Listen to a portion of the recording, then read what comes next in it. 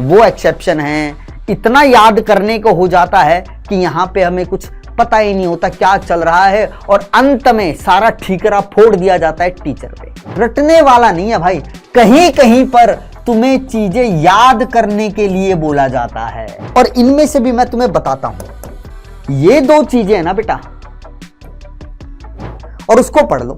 पहले नोट्स पढ़ा तुमने, अब नोट्स की बातें तुम्हारे दिमाग में है, अब तुम एनसीईआरटी पढ़ोगे ना आराम आराम से। हेलो, नमस्कार, प्रणाम, राम राम, राधे राधे।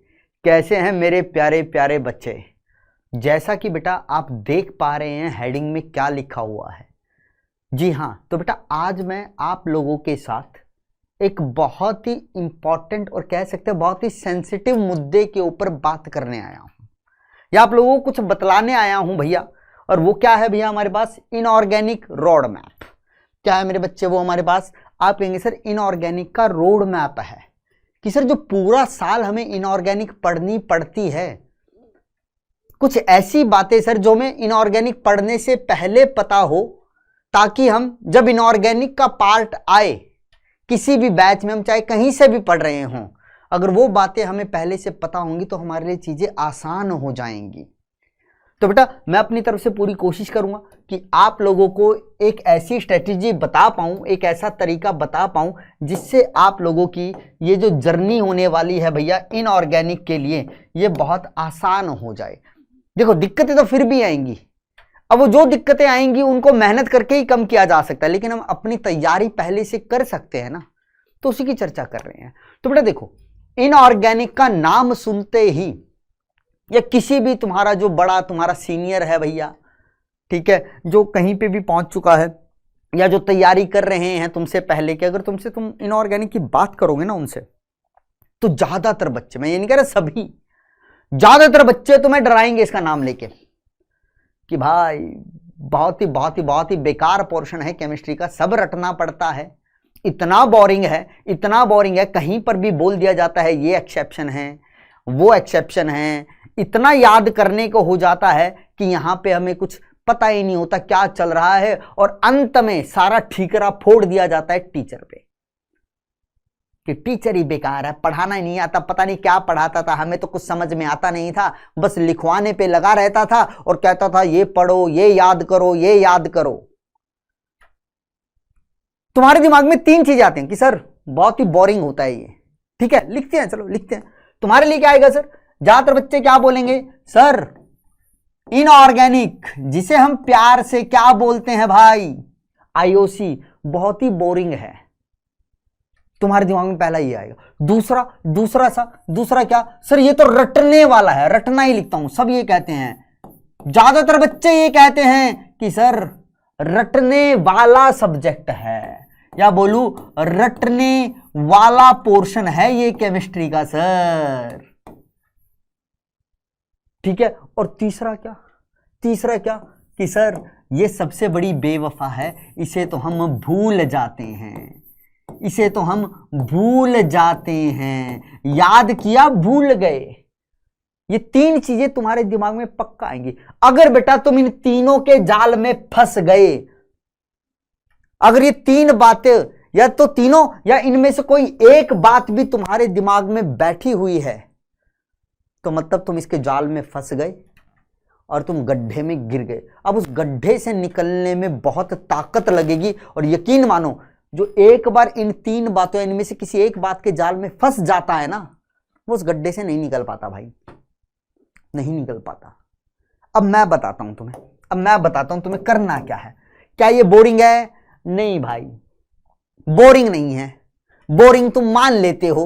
अब तुम कहोगे कि सर ये तो टीचर के हाथ में, हाँ भाई टीचर के हाथ में है सब्जेक्ट को इंटरेस्टिंग बनाना, लेकिन अब एक बात समझो, अब ये तो है नहीं भैया टीचर आएगा पढ़ाएगा ना, नाच गाना थोड़ी ना करेगा, वो पढ़ाएगा, हो सकता है उसकी एक्सप्लेनेशन थोड़ी इधर उधर हो जाए। हर एक टीचर बेटा, दुनिया में जो भी टीचर पढ़ा रहे हैं, सबका मेन मोटिव होता है आप लोगों को अच्छा कंटेंट देना, ठीक है। बोरिंग होना, ये होना, भाई तुम कोई मूवी थोड़ी ना देखने आए हो कि सर मूवी तो बहुत बोरिंग थी सर, अच्छी नहीं लगी सर, एक्टिंग अच्छी नहीं थी, स्टोरी अच्छी नहीं थी। कंटेंट है, पचाना पड़ेगा, समझे? हाँ सर तो बोरिंग वाला हो सकता है, कहीं कहीं बोरिंग लगे, कहीं पे इंटरेस्टिंग हो जाए। अब वो तो देखो बेटा अप एंड डाउन चलता रहेगा, ठीक है सर। क्या ये रटने वाला? नहीं, पहले तो इस शब्द को अपने शब्दकोश से निकाल दो, अपने डिक्शनरी से निकाल दो। रटने वाला नहीं है भाई, कहीं कहीं पर तुम्हें चीजें याद करने के लिए बोला जाता है। रटना शब्द बड़ा नेगेटिव है, याद करना एक पॉजिटिव है कि हाँ भाई याद करना पड़ेगा। तो कहां नहीं याद करना पड़ता भाई? नीट वाले बच्चे बायो में याद करते हैं। अब कहोगे सर सब सर नॉन मेडिकल वाले क्या करते हैं? भाई टेबल्स भी तो याद की थी तुमने, टेबल भी तो तुमने बचपन में याद की थी ना। बचपन से तुम चीजें याद करते हो। अरे ABCD तुमने भैया याद की, ए अनार आ आम तुमने याद किया। उस टाइम कौन सा मतलब समझ में आता था? लेकिन उस टाइम तुम्हारे दिमाग में कोई नेगेटिव थॉट नहीं होता था। टीचर बोलता था याद करना है, तुमसे बार बार बुलवाता था, तुमसे प्रैक्टिस करवाई जाती थी वो चीज लिखने की, तो तुम्हें अल्टीमेटली याद हो गई। अब तो बड़े हो गए हो, दिमाग भी अच्छा खासा हो गया अब तो अब याद करने से भागते हो। अब याद करने से नहीं, एक्चुअल में तुम यहां मेहनत करने से कतराते हो, ठीक है। और भूल जाते हैं। भैया इंसान बने ही इसलिए हैं, इंसान बने ही इसलिए कि वो भूल जाते हैं।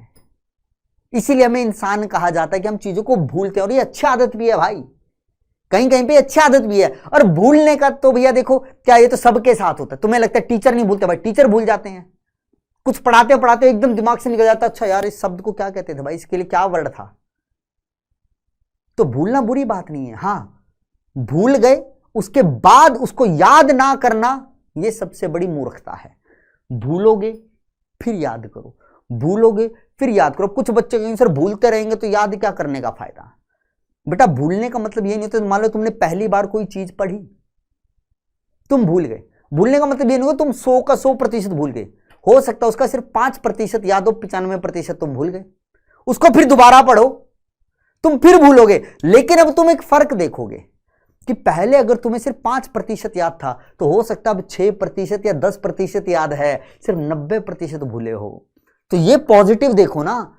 तुम एक चीज को जब बार बार पढ़ोगे, भूलोगे, पढ़ोगे, तो एक समय ऐसा आएगा वो तुम्हारे अच्छे से चीजें दिमाग में बैठ जाएंगी। और इसके लिए मैं तुम्हें एक चीज भी बताता हूं भाई, एक चीज भी तुम्हें बताऊंगा यहां पे, जो मैं खुद करता था, जो हमें हमारे टीचर्स ने बताई थी, मैं अपने बच्चों को बताता हूं। या तुमने कहीं ना कहीं सुना होगा, ऐसा भी नहीं कुछ कोई अलग ही ट्रिक दे दी सर आपने, तो नहीं, बस मेहनत की है, नियत की बात होती है यहां पे, ठीक है। तो बेटा इन सब के चक्करों में मत पड़ना, ठीक है। आईओसी बहुत कमाल का पोर्शन है, बहुत ज्यादा यहां से आपको नंबर्स मिलेंगे, ठीक है। यहां ज्यादा इधर उधर की बातें नहीं होंगी, टू द पॉइंट बातें होंगी। वो आपको करना है, जैसा टीचर बताए वैसा करना है। तो आप खुद कहोगे एक समय पे कि हाँ सर आईओसी वाकई कमाल का है। आईओसी समझ रहे हो, इनऑर्गेनिक केमिस्ट्री वाकई कमाल का पोर्शन है केमिस्ट्री का, ठीक है। अब सर यहाँ पे थोड़ा डिटेल में बात करो। अब सर यहाँ कौन कौन से चैप्टर्स हैं जिन पे हमें अच्छे से फोकस करना है? तो देखो भाई मैं लिखता हूं तुम्हारे लिए। बेटा सबसे पहला चैप्टर आता है तुम्हारा पीरियोडिक क्लासिफिकेशन का। किसका आता है बेटा? पीरियोडिक क्लासिफिकेशन, हम इसे पीरियोडिक टेबल बोल देते हैं। हिंदी में होता है भैया ये क्या, आवर्त सारणी। ये सबसे पहला चैप्टर है तुम्हारा, सबसे पहला चैप्टर और बेसिक चैप्टर। इसके अंदर तुम्हें बहुत सारी बातें बताई जाती हैं, बहुत सारी, लेकिन मैं लिख रहा हूं वो टॉपिक जहां पे तुम्हें अच्छे से ध्यान देना है। अब जब मैं यहां पे कोई टॉपिक लिखता हूं ना, तो बच्चे समझते हैं बस इसको करो, बाकी सारी चीजें छोड़ दो। तुम्हारा ये दिमाग चलता है कि सर जो आपने लिखा था हमने वो कर लिया, बाकी छोड़ दिया। बेटा मैंने ये नहीं कहा सिर्फ ये पढ़ना, मैंने कहा मैं इंपॉर्टेंट टॉपिक लिख रहा हूं। इंपॉर्टेंट का मतलब होता है कि इसको तो बहुत अच्छे से करना है, जो बाकी मैंने यहां नहीं लिखा वो भी हमें करना है। इस टॉपिक पे तुम्हें ज्यादा ध्यान देना। कौन से? अब देखो तुम्हारे साथ खेल होता है सर, यहां पे हम ट्रेंड्स पढ़ते हैं। ट्रेंड्स का मतलब सर क्रम पढ़ते हैं। क्रम कौन से? आयनन ऊर्जा का क्रम क्या होगा, ऊपर से नीचे आने पर, बाएं से दाएं जाने पर। परमाणुीय त्रिज्या का क्रम पढ़ते हो तुम, आयनिक त्रिज्या का पढ़ते हो, विद्युत ऋणता का पढ़ते हो, इलेक्ट्रॉन बंधुता का क्रम पढ़ते हो। तो जितने भी तुम क्रम पढ़ते हो, मैं यहां पे लिख देता हूं, देखो तुम कौन कौन से क्रम पढ़ोगे बेटा? परमाणुवीय त्रिज्या के क्रम पढ़ोगे, ठीक है। और क्या पढ़ोगे सर? हम पढ़ेंगे आयनन ऊर्जा। देखो भैया, इसको बोला जाता है एटॉमिक रेडियस, इसको बोला जाता है बेटा आयनाइजेशन एनर्जी। अंग्रेजी में भी लिख देता हूं भाई, हो सकता है कोई भूला भटका आ जाए अंग्रेजी मीडियम का बच्चा तो देख लेगा ना, ठीक है सर। और किसके बारे में बेटा? इलेक्ट्रॉन बंधुता के बारे में भी पढ़ते हो। इलेक्ट्रॉन बंधुता को तुम बोलते हो इलेक्ट्रॉन एफिनिटी। और सर और किसके बारे में? सर हम पढ़ते हैं विद्युत ऋणता के बारे में। विद्युत ऋणता को तुम क्या बोलते हो मेरे बच्चे? Electro negativity. तो इनके बारे में तुम बहुत सारी चीजें पढ़ोगे, और इनमें से भी मैं तुम्हें बताता हूं। ये दो चीजें है ना बेटा, एटॉमिक रेडियस और आयनाइजेशन एनर्जी, इनको बहुत बहुत अच्छे से करना। तुम इनकी एप्लीकेशन भी पढ़ते हो कि आयनन ऊर्जा के बारे में अगर तुम्हें पता हो तो आयनन ऊर्जा उस तत्व के किन किन गुणों को प्रभावित कर सकती है और कैसे कर सकती है, ये तुम्हें बहुत आगे तक काम आएंगी। तो पहले चैप्टर में यहां तुम्हें ज्यादा फोकस करने की जरूरत है। कहोगे सर ये तो पूरा ही हो गया, कोई बात नहीं, करना है, करना पड़ेगा। और किया क्या भैया? करना पड़ेगा और करवाया भी जाएगा, ठीक है, ठीक है। दूसरा जो चैप्टर है मेरे बच्चे, यहां पे दूसरा चैप्टर है सर हमारा रासायनिक बंध का। किसका है? रासायनिक बंध सर, जिसको बेटा इंग्लिश में बोला जाता है केमिकल बॉन्डिंग। क्या बोला जाता है बेटा? Chemical bonding. बहुत बहुत बहुत शानदार चैप्टर और बहुत ज्यादा इंपॉर्टेंट चैप्टर। बहुत कुछ पढ़ने को यहां तुम्हें मिलेगा, बहुत कुछ बताया जाएगा तुम्हें, और वो सब बड़ा इंपॉर्टेंट है। उनमें से भी मैं कुछ एक चीजें लिखता हूं। जैसे बेटा तुम्हें सबसे पहले किसके बारे में पढ़ना पड़ेगा? वीबीटी। वीबीटी होता है वैलेंस बॉन्ड थ्योरी, संयोजकता बंध सिद्धांत, उसको छोटे रूप में वीबीटी बोलते हैं, ठीक है, ठीक है। और सर और इसके बाद बेटा आता है संकरण, मतलब सर हाइब्रिडाइजेशन। बहुत इंपॉर्टेंट, जब तक तुम इनऑर्गेनिक पढ़ोगे संकर्ण टॉपिक तुम्हारा पीछा नहीं छोड़ेगा, बहुत जरूरत पड़ेगी इसकी दूसरे टॉपिक्स के अंदर भी।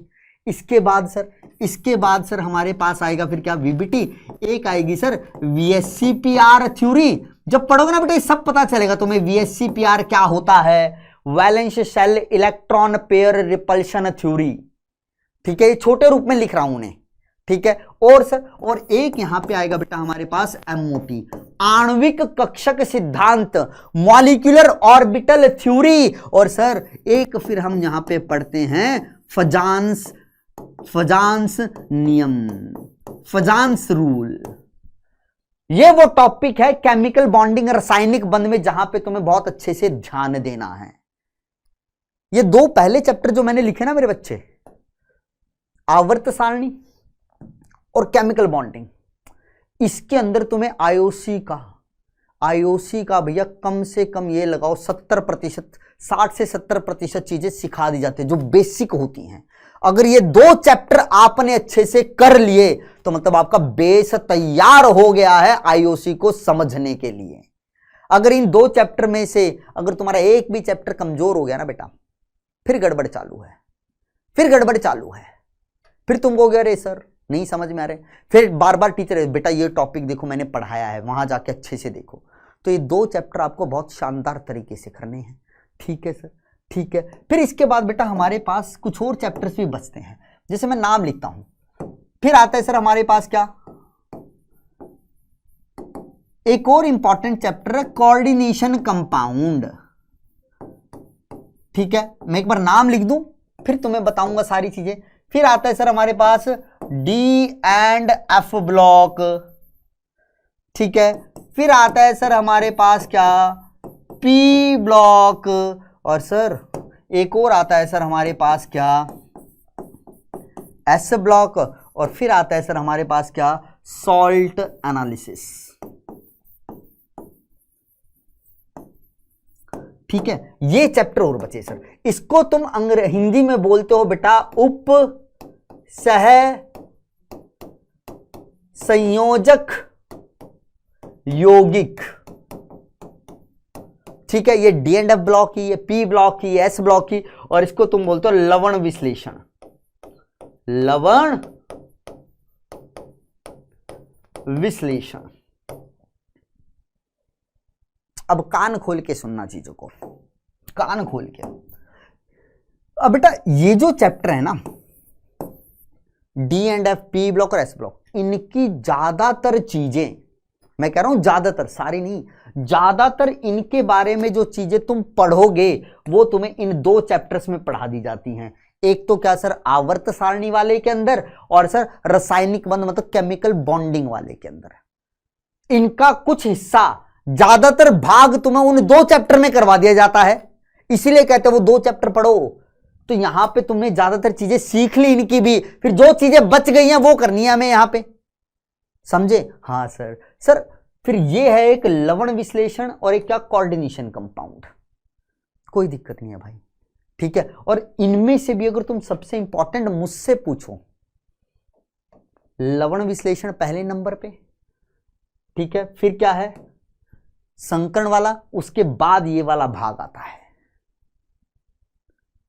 तो यहां पे ऐसा कुछ नहीं है कि सर कुछ ज्यादा चीजें करनी, क्या नहीं भाई, मैं फिर कहता हूं, ये दो चैप्टर तुम्हारा बेस तैयार करेंगे। एक बार तुम्हारा बेस बन गया, उसके बाद तो यहां पे चीजें तुम्हें हलवा लगने लग जाती हैं, फिर तुम्हारे सर आसान है, कर लेंगे कर लेंगे कर लेंगे, समझे? हाँ सर। सर ये तो आपने हमें चैप्टर्स के बारे में बताया, जरा अब ये भी तो बताओ पढ़ना कैसे है। ये तो हमें भी पता है चैप्टर कौन कौन से, क्या क्या पढ़ना है, ये तो हमें टीचर उस टाइम भी बता दे, लेकिन पढ़ना कैसे है, इसकी तैयारी पे हमें जी जान लगानी कैसे है। तो देखो बेटा, आईओसी को करने का एक तरीका होता है।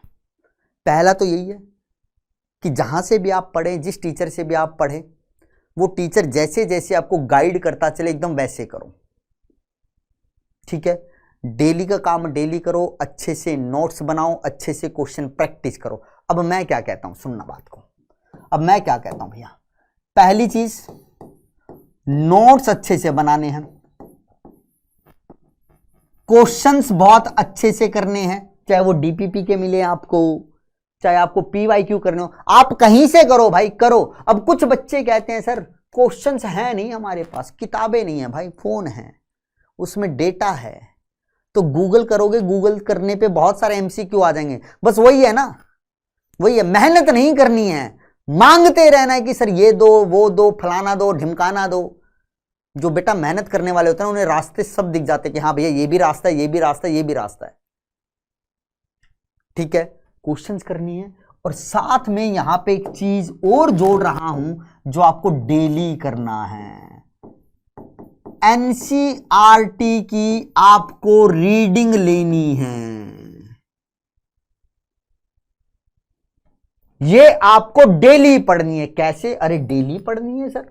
अब कुछ बच्चे ये भी पूछते क्या सर एनसीईआरटी सफिशिएंट बुक है क्या? मैं कहता हूं देखो बेटा 90% तक एनसीईआरटी सही बुक है, चाहे जेई मेंस हो या जेई के लिए बोलूं, चाहे मैं किसके लिए बोलूं, नीट के लिए बोलूं, कोई फर्क नहीं है, सिर्फ 90%। बाकी 10% बचा सर बाकी 10% के लिए तुम्हें डिटेल एक्सप्लेनेशन चाहिए, और वो तुम्हें लेक्चर के दौरान मिलती है, टीचर बताएगा, क्योंकि ये ज्यादा डिटेल्ड बुक नहीं है ना, लेकिन हाँ पढ़नी जरूर है, पढ़नी जरूर है। अब तुम्हें इसका दिक्कत क्या, तुम्हें ये नहीं पता होता कि एनसीईआरटी की किस लाइन से किस तरीके का क्वेश्चन पूछ लेगा, वो तुम्हें बताएगा कौन? टीचर बताएगा, या वो तुम्हें खुद ब खुद भी पता चलने लगेगा कब? क्लास में जो तुम्हें समझाया जा रहा है उसको अच्छे से समझो। बच्चे क्या करते हैं, लिखने पे जोर डाल, अरे नोट्स बनाऊंगा, नोट्स बनाओ। भैया आपको कोई अपनी बुक पब्लिश थोड़ी ना करनी कि तुम नोट्स बनाओगे। नोट्स ऐसे बनाओ कि तुम्हें पढ़ते ही समझ में आए कि मैंने क्या लिखा है, तुम्हें बस इतना पता चलना चाहिए, ठीक है। और जो टॉपिक आपको करवाया गया उस टॉपिक को उठाओ, एनसीईआरटी से पढ़ लो डेली, वरना तुम सोचो पहले पूरा चैप्टर हो जाए फिर हम बाद में पढ़ेंगे, कभी नहीं पढ़ा जाता भाई। जैसे उदाहरण के तौर पे मान लो आपकी क्लास में आईओसी के अंदर परमाणुवीय त्रिज्या वाला टॉपिक हुआ, ठीक है, परमाणुवीय त्रिज्या पूरा। एनसीईआरटी उठाओ, उसके अंदर देखो परमाणुवीय त्रिज्या वाले कौन कौन से कहां पे किस पेज नंबर के ऊपर तुम्हें दी गई हैं चीजें, और उसको पढ़ लो। पहले नोट्स पढ़ा तुमने, अब नोट्स की बातें तुम्हारे दिमाग में है, अब तुम एनसीईआरटी पढ़ोगे ना आराम आराम से, तो तुम्हें चीजें समझ में आएंगी कि हाँ एनसीईआरटी ने ये लिखा, अच्छा सर का ये मतलब था जब वहां पे ये चीज बोली थी। फिर तुम्हें एनसीईआरटी से कनेक्शन फील होगा। जब तुम पूरी पढ़ने बैठते हो ना तुम्हें बोरिंग लगती है, अरे सर ये क्या है, ये तो समझ ही नहीं आ रही है। फिर तुम्हें सर पढ़नी जरूरी है क्या, सर करें या ना करें? तो बेटा एनसीईआरटी पढ़नी जरूरी है, मस्ट है भैया, बहुत ही जरूरी, अति आवश्यक है। तो डेली का डेली पढ़ना है। जो टॉपिक आपका क्लास में हो जाए उस टॉपिक को उठा के एनसीईआरटी से उसी टाइम पढ़ लो। टॉपिक पढ़ना है तो कितनी देर लगेगी भैया, ज़्यादा से ज़्यादा आधा घंटा ले लेता हूँ, क्योंकि एनसीईआरटी में ज़्यादा तो लिखा नहीं होता किसी टॉपिक के लिए, लेकिन तुम्हारी एक अंडरस्टैंडिंग बन जाएगी। ठीक है सर, ठीक है सर, ये करेंगे हम। और बेटा और दूसरी बात, सर ये भी बड़ा पूछा जाता है, शॉर्ट नोट्स कैसे बनाएं? क्या सर बाद में बनाएं या साथ ही साथ बनाएं? और बनाने का तरीका क्या होना चाहिए? अब जो बच्चे मुझसे पढ़े ना, मतलब जिन बैचों में मैंने पढ़ाया, मैं हमेशा बताता हूं ये चीजें, मैंने हमेशा बोली हैं, तो आपको भी बता रहा हूं। कैसे भैया? शॉर्ट नोट्स हमेशा साथ ही साथ बनाओ। कैसे बनाते हैं अब ये समझना, तरीका भी समझ लो मुझसे। बेटा वो करना क्या, कोई भी चैप्टर जब स्टार्ट होता है, ठीक है, मान लो जैसे तुम पहली क्लास लेने आए आईओसी की, तो जो कॉपी तुमने आईओसी के लिए लगाई है उसके स्टार्टिंग के 4 से 5 पेज खाली छोड़ दो, छठे पेज से या 5वें पेज से नोट्स बनाना चालू करो। ठीक है सर, बहुत बढ़िया बात है, समझ गए। 5 पेज खाली छोड़ दिए मान लो तुमने पहले, और छठे पेज से तुमने नोट्स बनाना चालू कर दिए। ठीक है, मान लो पहला लेक्चर हो गया। अब जब पहला लेक्चर होता है ना, जब भी टीचर लेक्चर देता है तो वो लिखता है कि बेटा ये बड़ी इंपॉर्टेंट बात है, इसको नोट कर लो, इस पे स्टार डाल देगा, या लिखा है बेटा ये तो बहुत इंपॉर्टेंट नोट है, ये एक्सेप्शन चीज है, सारे बच्चे ऐसा करते हैं, ये चीज ऐसी करेगी, तो तुम्हें वो लिखवाता है। जैसे ही लेक्चर खत्म हो तुरंत उसके बाद ही उसी दिन तुम उस नोट्स को दोबारा तो पढ़ोगे। तो जो जो टीचर ने बोला ना कि बेटा ये इंपॉर्टेंट है, ये इंपॉर्टेंट नोट है, इस पे स्टार लगवाया था, ये एक्सेप्शन है, उन चीजों को उठा के उन खाली पेजों पे लिखना चालू कर दो छोटा छोटा। क्योंकि भैया शॉर्ट नोट्स का मतलब यही तो होता है कि इंपॉर्टेंट चीजें तुम्हें पता हो, तो साथ के साथ लिखो ना भाई। तुम बाद में लिखोगे अच्छा इस पेज पे ये था, इस पेज पे ये था, नहीं भाई पहले ही लिखो, रिवीजन भी होगा और तुम्हें यही पता चल जाएगा आज के लेक्चर में ये इंपॉर्टेंट बातें थी जो हमें पता होनी चाहिए, और वहां पे लिखते हुए चलो। ऐसी प्रैक्टिस डेली करो तो होगा क्या, जब अंत में चैप्टर कंप्लीट होगा तो आपको ये पता है कि हर एक चैप्टर में जितने भी लेक्चर हुए हैं और उसके अंदर सर ने जो भी इंपॉर्टेंट बातें बोली, जो भी एक्सेप्शन समझाई, वो हमने पहले 5 पेजों पे लिख रखी है। तो जब भी तुम्हें यह लगे कि भाई चैप्टर का क्विक रिवीजन करना है मुझे, तो पहले 5 पेज पलट लो, क्योंकि तुम्हें पता है इन पे सारी इंपॉर्टेंट बातें और एक्सेप्शन है मेरे पास, तो वहां से रिवाइज हो जाएगा। तुम क्या करते हो, पहले पूरा चैप्टर पढ़ोगे, फिर तुम सोचते हो मैं एक एक चीज वहां पे लिखूं, भाई टाइम खराब करने में लगे रहते हो। टाइम बचाओ, बचाना पड़ेगा ऐसे ही। तो शॉर्ट्स नोट्स बनाने का तरीका समझ में आया? हाँ सर समझ में आया। अब सबसे इंपॉर्टेंट बात कि याद कैसे करें। अब सर याद भी बहुत करना पड़ता है, इसके अंदर याद भी बहुत करना पड़ता है। मैं कहता हूं बेटा नहीं, ये बहुत शब्द तो ना तुमने लगा दिया है, याद करना पड़ता है। बहुत कम ज्यादा याद क्या होता है भाई, ये तो आपने लगा दिया है यहां पे चीजों को कि सर बहुत ज्यादा याद करना पड़ता है, इतना थोड़ी ना याद रखेंगे हम। मैथ्स में थ्योरम्स भी तो पढ़ते हो ना भाई, थ्योरम्स भी पढ़ते हो, ट्रिग्नोमेट्री में फॉर्मूले जाते हैं वो भी पढ़ते हो। हाँ ये कि वो ड्राइव हो, लेकिन पहले तो याद ही करते हो ना उन्हें। अब बस दिक्कत यह है कि वहां पे तुम बड़े पॉजिटिव रहते हो, हाँ भाई ये तो करना पड़ता है तो करेंगे। तो यहां पे भी वही है बेटा, याद करना है। अब इसका सबसे अच्छा तरीका बता जो हमारे टीचर ने बताया था हमारे समय में। बेटा जब भी मुझे कोई चीज याद नहीं होती थी ना, मुझे कोई चीज याद नहीं हो रही है, एक मेहनत तो लगती थी, मैं क्या करता था, 4 से 5 पेज लिए, उनके बीच में कार्बन पेपर लगा दिया, होता है ट्रेसिंग पेपर बोलते हैं, कि ऊपर वाले पेज पे लिखो, फिर वो कार्बन पेपर हो, फिर नीचे वाले पेज पे छप जाता था वो। तो एक पेपर लिया, उस पर लिखना चालू किया, भैया वो टॉपिक जो मुझे याद करना है, जो भी तुम्हारे टीचर ने बोला कि भाई ये चीज़ याद होनी चाहिए तुम्हें, तो उस पेज पे मैंने लिखा। और नीचे मैंने ट्रेसिंग पेपर लगा रखे हैं 3-4, तो हर एक पेज उनके बीच में है, तो वो 4-5 जगह वो लिखा गया एक साथ, ठीक है। अब उनमें से एक पेज तुमने वहां लगा दिया जहां बैठ के पढ़ते हो, एक पेज तुमने वहां पे लगा दिया जहां पे खड़े होकर तुम सुबह सुबह ब्रश करते हो, एक पेज तुमने वहां लगा दिया जहां पे खड़े होकर तुम भैया नहा धो के बाल बनाते हो, अगर नहाते होगे तो।